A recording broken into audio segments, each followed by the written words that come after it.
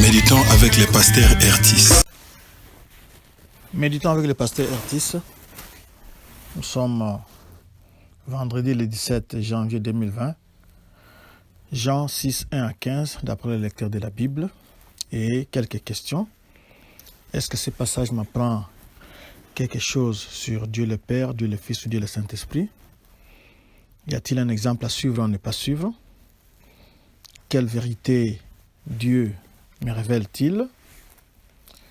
Quel verset m'interpelle le plus?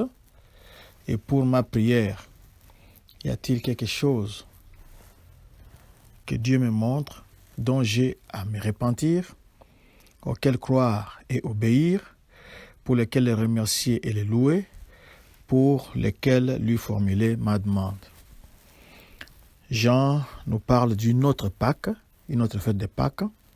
Ce n'est pas la première fête dont il parle, et de la multiplication des pains pour 5000 personnes. Prions.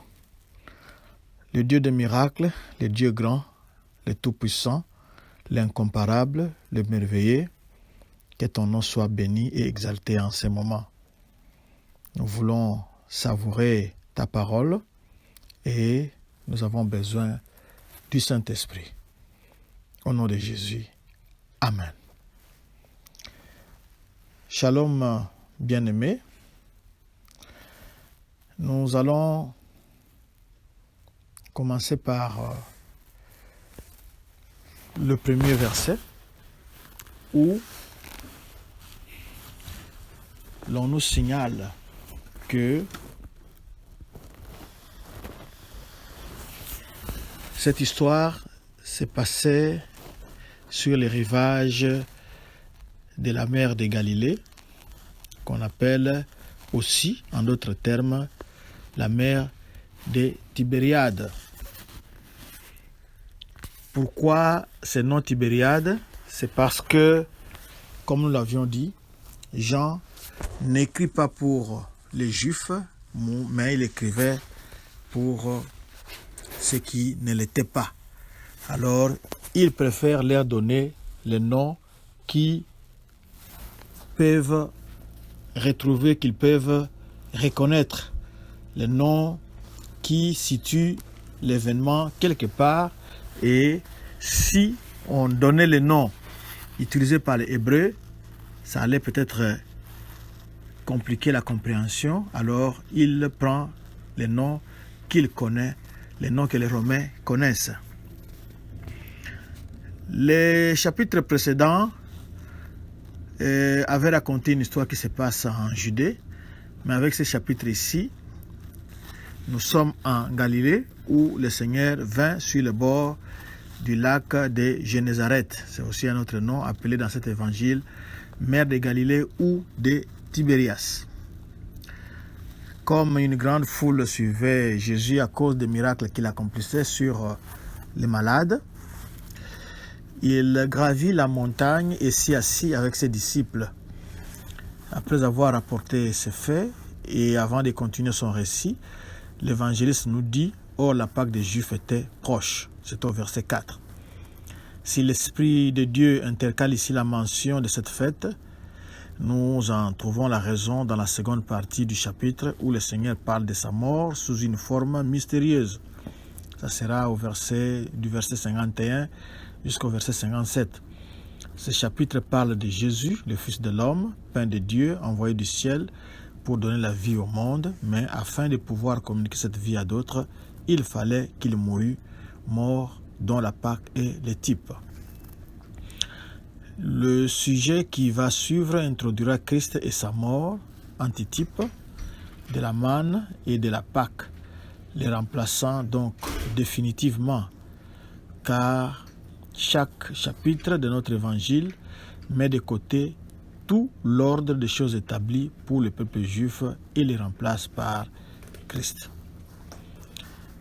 Expliquons que l'antitype dans la parole de Dieu est un type, est une personne plutôt, l'antitype est une personne ou un fait qui représente en tout ou en partie le caractère de la personne ou de l'œuvre de Christ tout particulièrement, ou d'autres choses qui devaient être manifestées plus tard.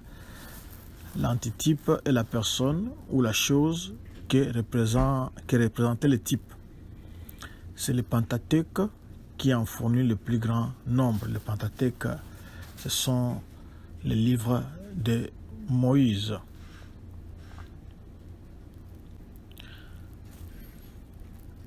Ici, nous avons la Pâque et tous les sacrifices sont des types de Christ et de son œuvre.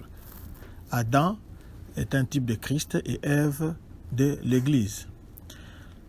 Malgré son rejet et la haine dont il était l'objet de la part des Juifs, Jésus accomplit en leur faveur ce qu'avaient dit de lui les Écritures. Dans le verset qui précède, en guérissant les malades, il répondait au caractère de l'Éternel en Exode 15, verset 26 vers la fin. « Je suis l'Éternel qui t'ai guéri ». Et dans ce qui suit, il agit selon le psaume 132, verset 15. « Je bénirai abondamment ses vivres, je rassasierai de pain ses pauvres, car Jésus est l'Éternel de l'Ancien Testament. » Voyant la foule, Jésus dit à Philippe, « D'où acheterons-nous de pain afin que ceux-ci mangent ?» Philippe répondit, « Pour 200 deniers de pain ne suffirait pas pour que chacun en reçût quelque peu. » C'est au verset 5 à 7. Jésus demandait cela à Philippe pour le prouver, car lui savait ce qu'il allait faire. Il voulait voir si son disciple compterait sur sa puissance divine ou sur des ressources humaines. Un autre disciple, André, lui dit, « Il y a ici un petit garçon qui a 5 pains d'orge et 2 poissons. Mais qu'est-ce que cela pour tant de monde ?» C'est au verset 9. Philippe considère qu'une grande somme ne suffirait pas et André constate l'inutilité des ressources dont il disposait. Ni l'un ni l'autre n'avaient compris jusqu'ici que Jésus est venu dans ce monde à cause de l'incapacité de l'homme et de l'insuffisance de ses ressources. C'est ce que nous a déjà présenté le récit de l'infirme de Bethesda. Nous avons une grande leçon pratique à tirer de ces récits. Lorsque nous nous trouvons en présence d'une difficulté, ne considérons-nous pas premièrement comme Philippe que ce qu'il faudrait pour y faire face est hors de notre portée? Ou bien, comme André, nous comptons nos ressources insuffisantes au lieu de dire au Seigneur, comme Philippe aurait dû le faire, « Nous ne pouvons rien, mais toi, tu peux tout. » Une telle confiance l'honore et il ne manque pas d'y répondre. Si Jésus n'est pas personnellement présent avec nous, il n'y est pas moins en réalité. Il s'occupe de tout ce qui concerne ses bien-aimés avec le même amour. Ainsi, quelle que soit l'importance des difficultés que nous rencontrons chaque jour sur notre chemin, ne comptons que sur lui pour y faire face. Il donnera à l'écolier les secours dont il a besoin pour accomplir ses devoirs, aussi bien qu'à une veuve le pain nécessaire pour une nombreuse famille. Il veut que notre attitude soit celle des gens qui attendent paisiblement dans la confiance son intervention, sans être agités, inquiets et doutant de lui. Jésus dit, « Faites asseoir les gens. » Or, il y avait beaucoup d'herbes en ce lieu-là. Les hommes donc s'assirent au nombre d'environ 5000. Se représente-t-on une telle foule assise confortablement dans l'herbe, attendant du pain, mais sans aucune ressource apparente?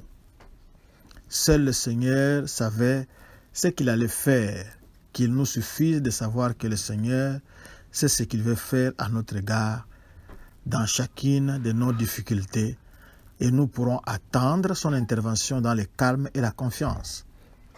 Dans la tranquillité et dans la confiance sera votre force, est-il dit en Ésaïe 30, verset 15.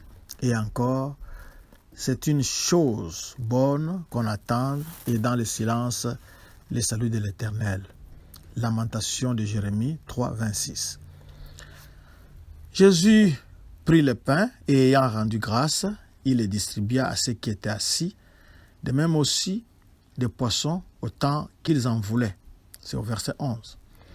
Le Seigneur lui-même distribue, mais dans les autres évangiles, ce sont les disciples, parce que l'enseignement y est différent.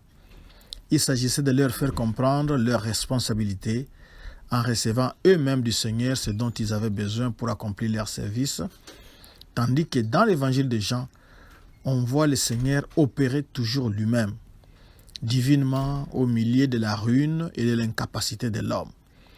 Les disciples n'interviennent sur son ordre que pour recueillir les restes dont ils remplissent 12 paniers, infiniment plus que ce que les 5 pains pouvaient fournir.